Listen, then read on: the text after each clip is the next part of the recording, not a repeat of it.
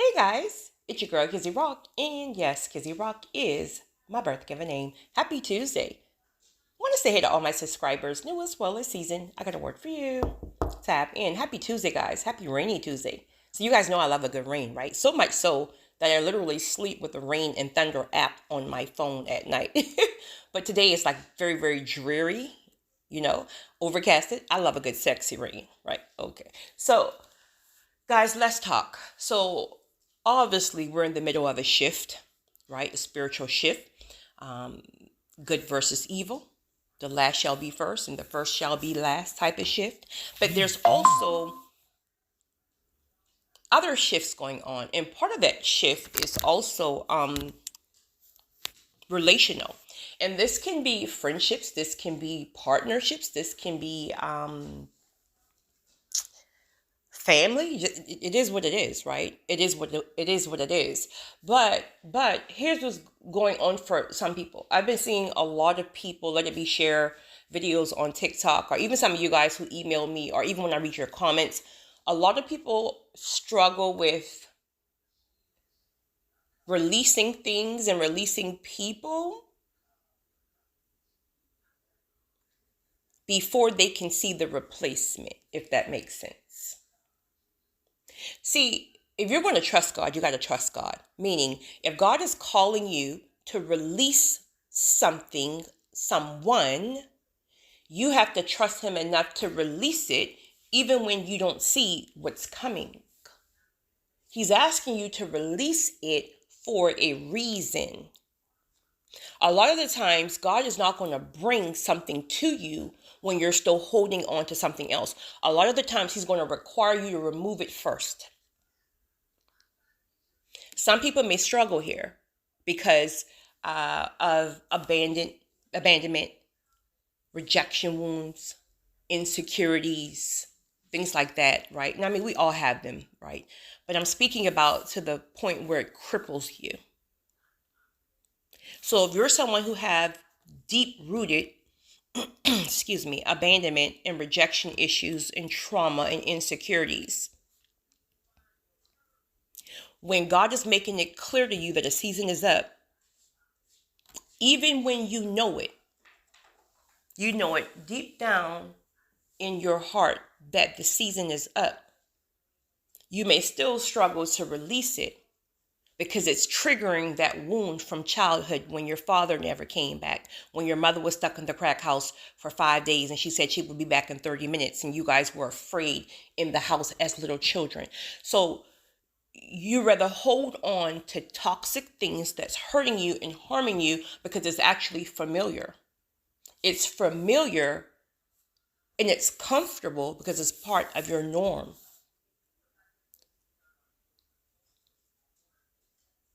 When you are following God, it is very, very, very, very uncomfortable. Very uncomfortable. And then you'll get used to it when you really start to see how He moves. You'll get to the point, like if He says release it, honey, you will release it because you already know His track record, right? God is removing the scales off of people's eyes. This is coming up. Some people, actually, there's one you in the comment section. Sis, I won't call your name, but you always comment and say this frequently in the comment section that your ex left you. I think you said you guys were engaged, and he left you and married somebody else. Something to that effect. And I'm just using this as an example, right? You have to be careful with the story you tell yourself. You can lock on to the idea of a specific person so much so that you will literally come in agreement that there is absolutely no one else in the world for you.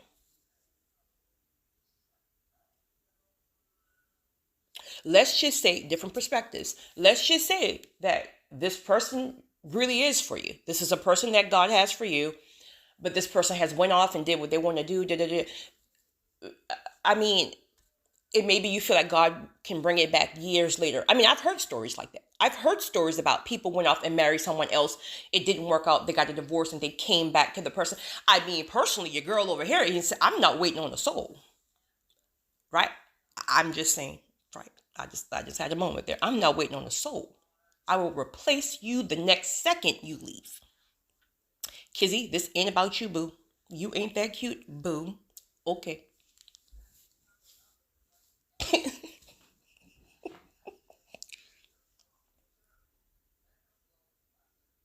Even if that is the case, and again, I've seen it happen. I know two people personally where that happened. Like they went off literally and married somebody else, and years later, right, the other person was still waiting or still available or whatever, right?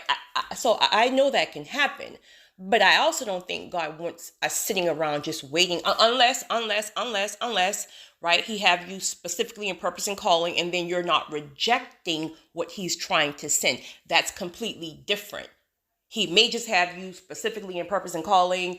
There's no other person available because maybe he just really have you locked in on purpose and calling. He really don't need you distracted. And then whenever it doesn't work out on the other side, it just happens that you are still available. But I'm speaking about people who refuse to open up any other avenue because they're waiting on somebody.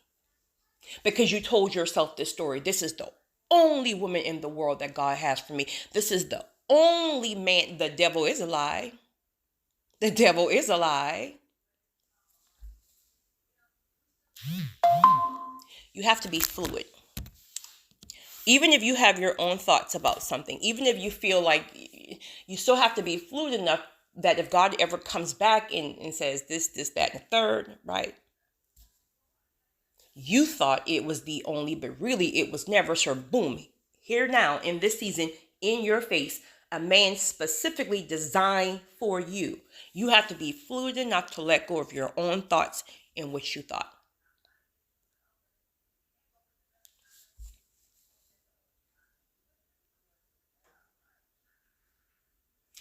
I see a lot of guys, a lot of my brothers, specifically on TikTok, who are posting videos of being hurt. I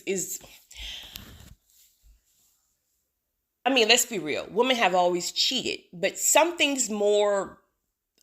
I don't know what it is. I mean, I'm sure everybody have their own opinion on why it's more spoken about now or more revealed now, if you will. But like listening to some of these recordings, these can be men that either they messed up and the woman left them, or some of them, the woman have literally cheated and left them for quote unquote no reason, things like that. And you can almost see, well, I can see the sadness in their souls, right? Like they're broken. And then in their mindset, I'm never in my life giving somebody that. I'm never in my life. I'm just going to stay single to Jesus come home. Right? And that's fine too, if you choose to. I'm just speaking about not putting a block around your heart because someone else has hurt you. You can put a block around your heart because one person has hurt you and keep out every blessing that God has for you. How is that fair to you? How is it fair that someone who wronged you get to dictate the rest of your life? So you're going to block your blessings because someone else's behavior or lack of. Make it make sense. We've got to get to the point where we literally ask God, for strength to forgive and release. Again, I think a lot of people struggle with forgiveness. We all have our reasons why we struggle with forgiveness. Is because you feel like the other person won or they got one up on you, that type of thing. But see, that's flesh. Spiritual. Me forgiving you is not even about you because you're going to be you. That's just who you are, right? You're going to just go and damage the next person and the next person, right? So it's not even about you. It's for me. I have to release these toxins. I have to take accountability for my part. How can God bring anything to me when I'm holding on to resentment, hurt, and hate? Now, granted, it's a process, especially depends on the level of the betrayal for some. But you got to ask God for strength. Also ask for insight, because he'll show you why it had to happen. See, once you can see the why, right? Once you can see the why, it'll make it a lot easier. It will give you much more sense on why he needed that thing to come to a head. Many times we have people around us who have the wrong intention. Their spirits are not right, but you missed it for whatever reason. We missed it for whatever reason. Again, down seasons, things like that, right?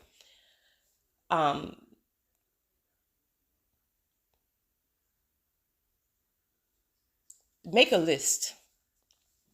Get a piece of paper. Draw a line down the middle of that paper. On one side, write pros. The other side, write cons.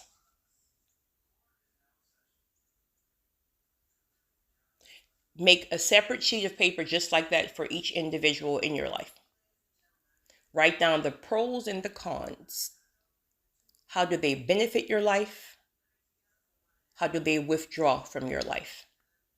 As a chosen one, there's a great chance when you finish that list, the majority of the people around you takes from you and adds absolutely nothing to your life. Think about all the things you've done, how you've been there, how you've write your stuff down, the pros, how you've benefit their lives. And we're not even petty like that, right? Because we just move how we move. That's just who we are.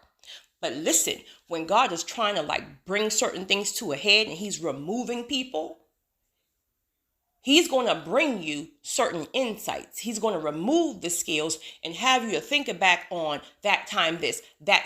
I always got you, but really, you've never done anything for me. He's going to bring this stuff to a head, because he may know that you're still struggling with trying to chosen people, right? We always want to why are we struggling to remove the people who don't even appreciate us? Make it make sense. Make it make sense. They know we're rare. That's why they can't leave and they won't leave. But we're struggling to release people who don't add value to our lives. And we're not even on that kind of time. You don't really gotta add nothing, if you will, but you gotta bring something to the table. You just taking and taking. You're taking my time. You're taking this. You're taking that, and I'm missing it because I'm just, So when God brings it to my attention, I pay attention. Ooh, that was good. I pay attention. Obedience over emotions.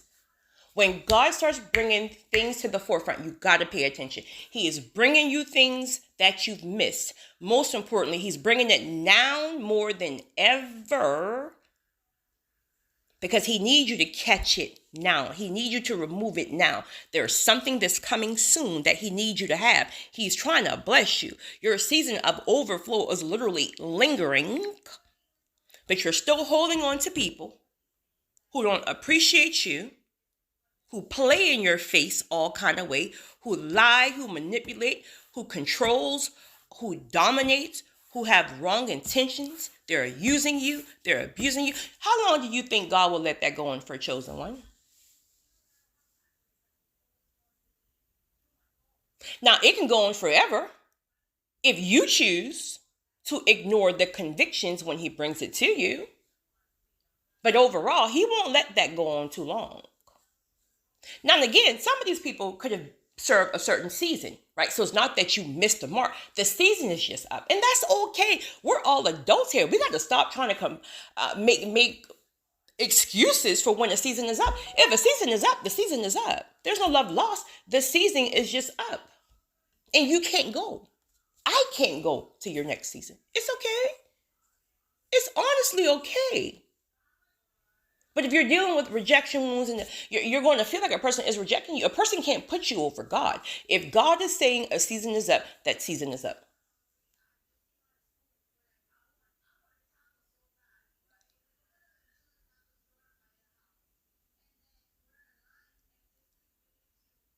You got to know. You have to know, chosen ones, that you have choices. You know, a good sis emailed me last week.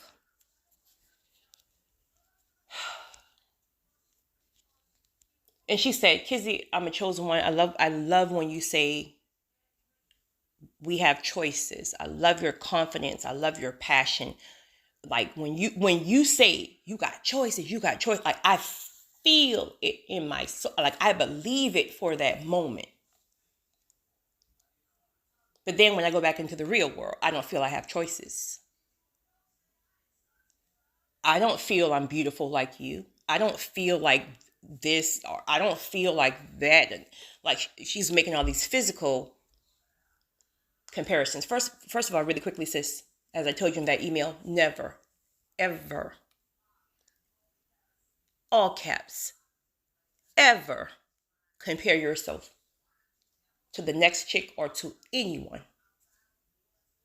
You are everything. I have no competition for you. You are you in your own lane. I'm me in my own lane. The reason why I am as confident, and again, I mean, I'm not walking around with confidence 24 hours a day, 7 days a week, 365 a year, right? But I'm confident to my core. There's not a soul in this world who I would rather be. I don't compare. I see bad chicks all the time. You think I'm going to sit there and look at a chick and be like, oh, girl, I'm not thinking about you. You're cute, but I'm not thinking about you. I'm too tapped in. I know I check all the boxes, all of them. You may only check 2 or 3. I'm in my own lane. You feel me? I'm not the most beautiful woman in the world. If I'm honest, again, I don't see myself the way others see me like that. But I told you guys in several recordings, this was a game changer.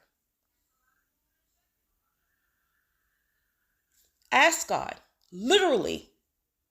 And again, this is why a relationship with God is so important versus religion. Like, God is like your best friend. I mean, don't get it twisted. I mean, don't get it twisted, right? He'll get you straight, right? But ask God, literally, I promise you, this will change your life. Literally ask God to see yourself the way he sees you. Ask him to help you see yourself the way he sees you. Game changer.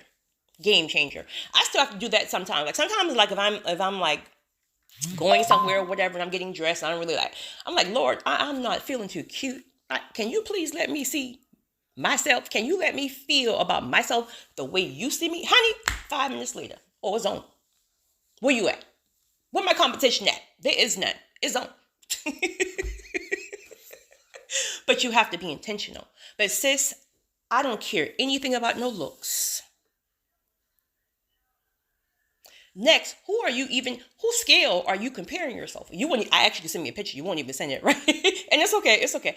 But whose scale are you comparing yourself on? Society scale?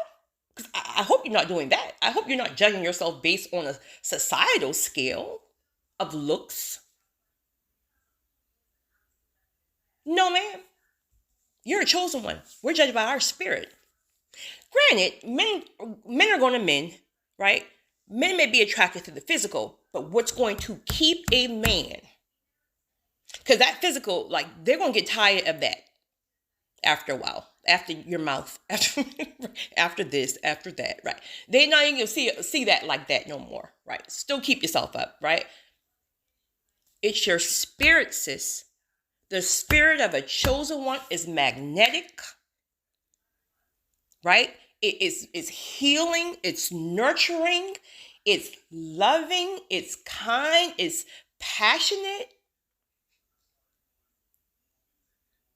You have choices based on your spirit. You know, somebody asked me that the other day. I was talking to a friend of mine. He asked me,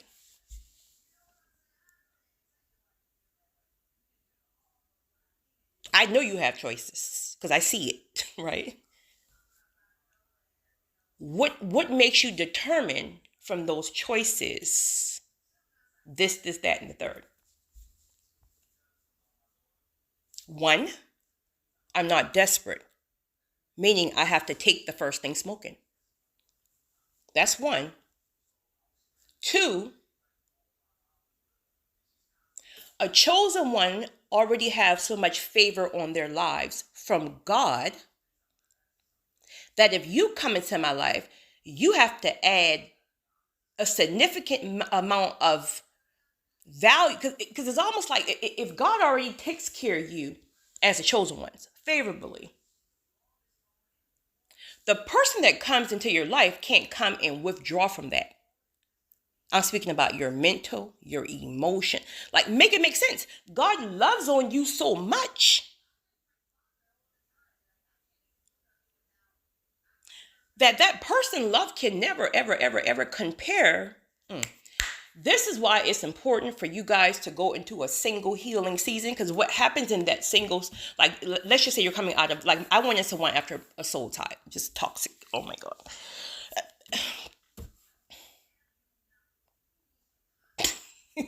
I just had a flashback. Lord have mercy. You don't even, child. Okay. After you come out of a toxic relationship or marriage, when you enter a healing single season, now this can be intentional, right? Mine was intentional. Well, mine was both, but really more intentional, right? Because I just knew something. Listen, child, we ain't doing this foolishness again, right? Okay. So it needs to be either intentional, or sometimes God will snatch your rug and he'll throw you up in there because he needs you to heal, right? Within that healing season, God loves on, listen, I can't even explain in words. Those of you who've been through a healing season, a single season, you know that you know that you know the kind of love that God poured on you in that season, as he's breaking you, as he's healing you, as he's like, that love can never ever compare. So it's almost like, see, this is another side of healing that people don't talk about. They don't talk about when you're healed, or your choices are limited. I mean, you got 1,000 choices. Oh, but they're very, very limited, because most people are traumatized. Most people are unhealed. Most people have not leveled up yet. That's okay. They got to go through their own process. But the percentage of heal whole individuals don't mean that they're perfect, right? They still got their stuff. I know I got mine, right? We still got our stuff, but overall, at the core. So once you come out of that and you discover peace, and you're not dealing with stuff just to deal with it. For what? So you gotta add some, like you gotta, it has to make sense. And to me, that sense is you being the man for me, you being the man specifically that God has designed for me. Because see, God will show you how to deal with me. You're going to need that, right? God will show you my sensitivities. God will show you that she's strong, but there's a lot of areas that she's not. I'm going to show you why. God will literally handpick and put your person together for you. He ain't going to ask me to change, right? We're not speaking about, meeting of the minds about, but he's not going to actually change the core you. I've done that one time in the same toxic situation. Listen, don't do that. Please don't ever do that. Oh, God got me right quick. Right? You change yourself to the core, you lose yourself, you lose your way, and you will never, ever, ever discover purpose of calling. Purpose in calling, you got to be you to your core. You have to be your true, authentic self. Again, we're not speaking about changing certain things. We're talking about changing you to your core. There's a person that's specifically designed for you. This person is heal whole. Again, don't mean they're perfect, right? They're in their purpose and calling, right? You're walking on purpose and calling. God merges the two. It has to make spiritual sense. I don't want to hear I'm fine. I don't want to hear I'm thick. I don't want to hear none of that foolishness. Where are you taking me, sir? Where are you taking me? I'll go. I want to go. Where are you taking me? Because my mama love her child. Where are you taking me, sir? So I don't care about none of that foolishness. But you can only be that solid when you're spiritually tapped in. Anything else, you're going to accept that proposal. This one, that one. You're going to, for what? Because society says. Look at society. Look at the people that's trying to give you advice. Look at these people's lives. They're miserable. They're miserable. We got to get to the point where we truly start living the life that's designed specifically for how God has ordained our lives. We have to trust and understand that as a chosen one, your blueprint is completely different than the average person. And you got to stand in that truth. Guys, I'm happy to go full. But I just wanted to share that, guys, because God is really doing a new thing, and he's like removing people left to right, left to right, left to right. And people are truly struggling to release and let go. Don't block your own blessings. Don't block your own blessings.